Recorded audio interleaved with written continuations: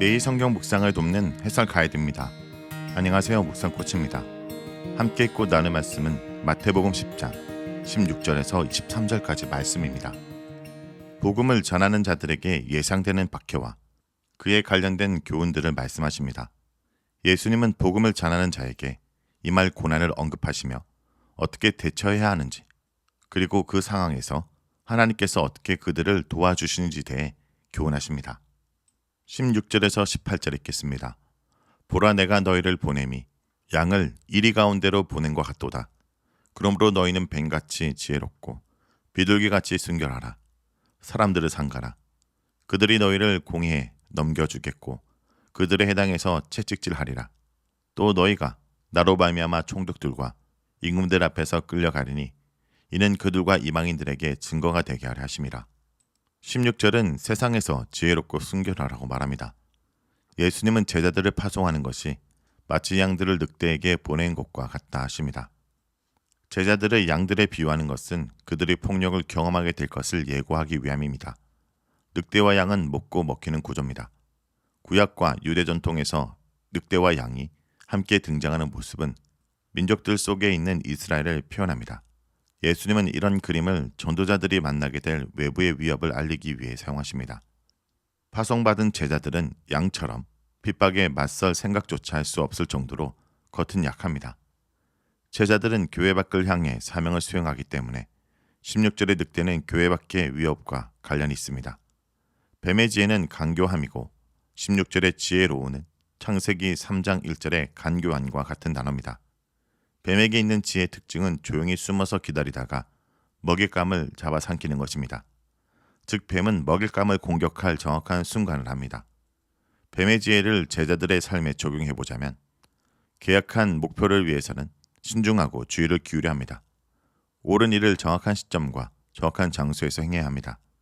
이는 선교하는 과정에 있는 제자들이 늑대의 공격에 포위된 양처럼 위협에 빠지게 될 때 가만히 있는 것이 아니라 먼저 지혜롭게 대처해야 함을 의미합니다. 일반적으로 뱀의 지혜는 문제를 일으킬 수 없으므로 예수님은 비둘기의 순결을 같이 언급하십니다. 위협에 직면하게 될 제자들은 가능하면 이를 피하도록 해야 합니다. 그러나 성계의 우선권을 포기하지 말아야 합니다. 제자들이 법적으로 공격당할 빌미를 제공하는 것도 선교에 방해되는 요소이므로 비둘기처럼 순결해야 합니다. 뱀처럼 지혜가 있어야 하지만 독을 품지 않고 순결함으로 행동해야 한다라는 것입니다. 제자들이 항상 기억해야 될 원리는 영민한 정치적 기술이 아니라 가식 없는 순수함입니다.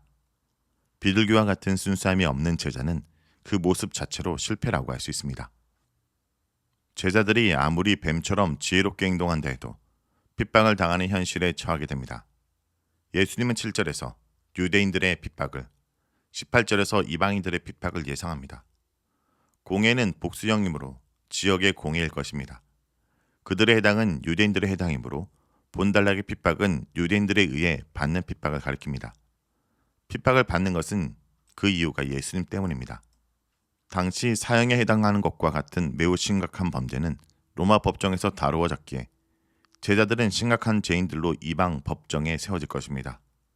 여기서 총독들과 임금들은 로마 제국에 속한 통치자들로서 예수님 당시의 제자들뿐 아니라 이후의 제자들의 운명을 알리는 내용일 수도 있습니다.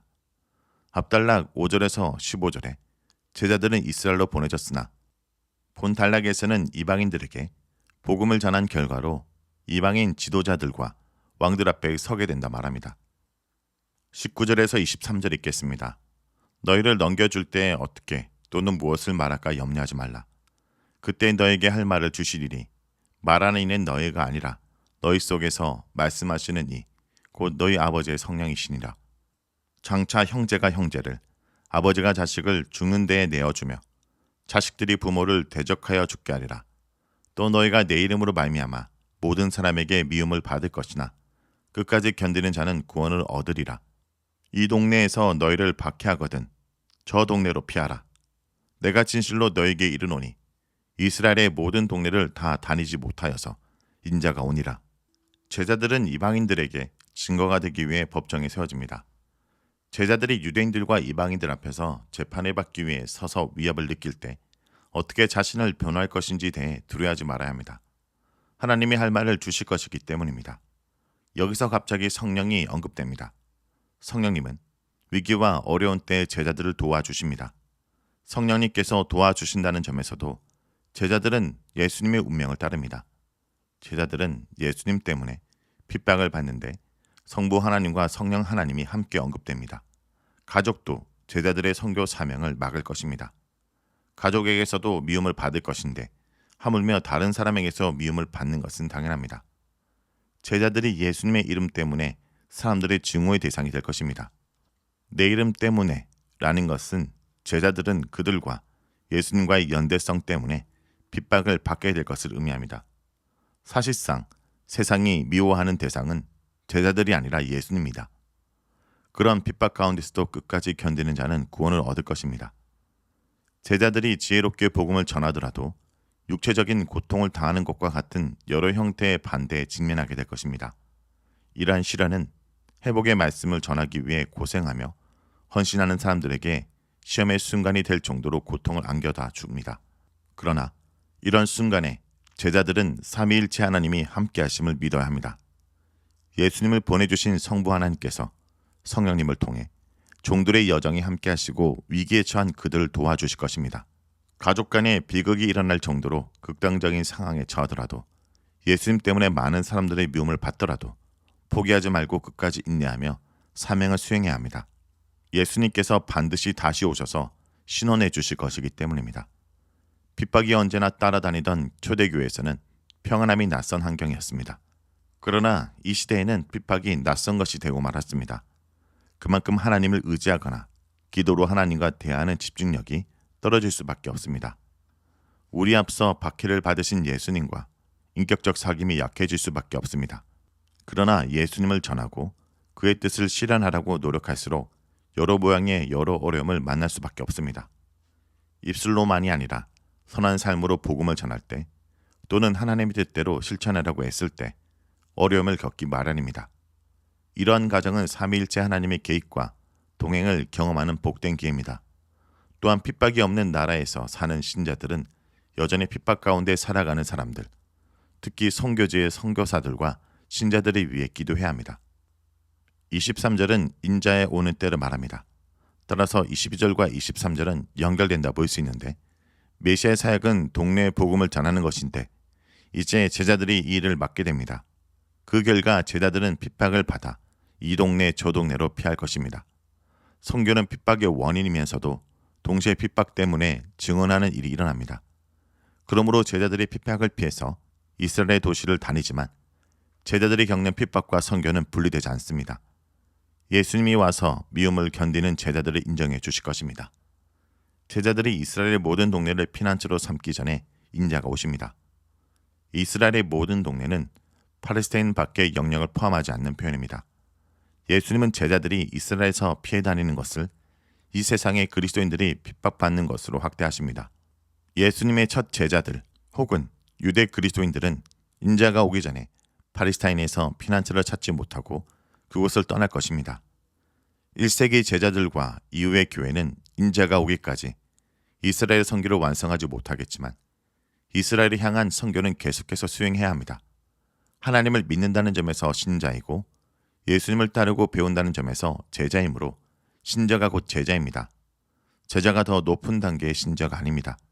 따라서 신자로 부름받는다라는 것은 복음을 전하는 제자로 부름받는다는 사실임을 기억해야 합니다. 신자라면 복음 파송을 받는 이들로서 예수님께서 경험한 시련을 공유하는 길을 가며 제자들은 종이신 예수님의 길을 가는 종들입니다. 이처럼 종들이 복음을 전하는 과정에서 주의 종이신 예수님을 깊이 배울 수 있습니다. 인자의 오심, 즉 재림이 반드시 있기 때문에 신자는 두렵고 떨림으로 부르심에 순종해야 합니다. 자, 여기까지가 마태복음 10장 16절에서 23절까지 말씀입니다. 오늘 말씀을 통해 우리는 무엇을 묵상하고 적용해야 할까요? 제자의 길을 가는 자들에겐 성령님이 언제나 함께 하십니다. 성령님은 제자들이 그리스도를 증언하는 두려운 상황에서 마땅히 말할 것을 주십니다. 근심과 걱정, 염려와 불안은 하나님을 의지하지 않고 자신의 힘으로 위기를 넘기려고 할 때 나옵니다. 하나님은 우리의 모든 염려를 해결하실 수 있을 뿐 아니라 우리의 위기를 기회로 사용하십니다. 사도행전에서 잘 나와 있듯이 하나님은 성도들에 대한 핍박과 박해를 오히려 복음의 전파 기회로 사용하셨습니다. 성도 여러분, 우리 안에 계신 성령님이 계시고 또 우리에게 해야 될 말을 주실 것이므로 복음을 전하고 사는 일에 염려하지 말아야 될 것입니다.